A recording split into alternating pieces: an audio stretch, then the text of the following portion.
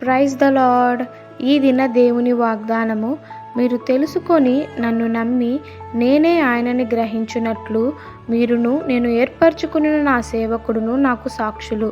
యెషయా గ్రంథము 43వ అధ్యాయము 10వ వచనము. ప్రభువుని గూర్చి సాక్ష్యం ఇచ్చుట ప్రాముఖ్యమే, కానీ మన నడతలు కూడా ప్రభువుని గూర్చి సాక్ష్యం ఇయ్యవలెను. వేలాది మాటల వాదన కన్నా ఒక ప్రత్యక్షమైన సాక్ష్యము మిన్న.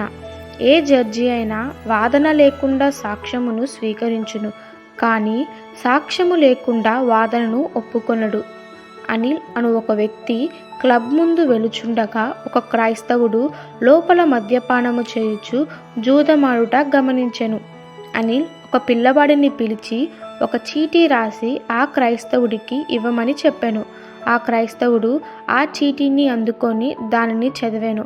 అనిల్ దానిపై, మీరు నాకు సాక్షులు, నాకు ముందుగా ఏ దేవుడు లేడు, నా తరువాత ఏ దేవుడు ఉండడు, నేనే యెహోవాను, నేను తప్ప వేరొక రక్షకుడు లేడు అని రాసి ఉన్నది.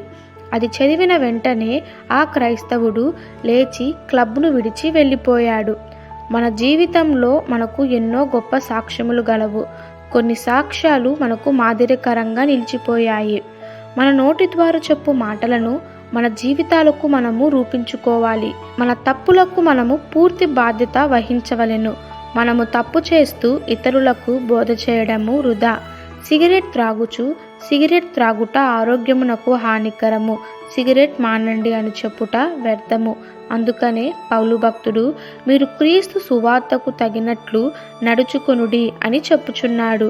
కాబట్టి మనం అందరము ప్రభువుకి ఇష్టమైన సాక్షులుగా ఉండాలని ప్రభువైన యేసుక్రీస్తు కోరుచున్నాడు.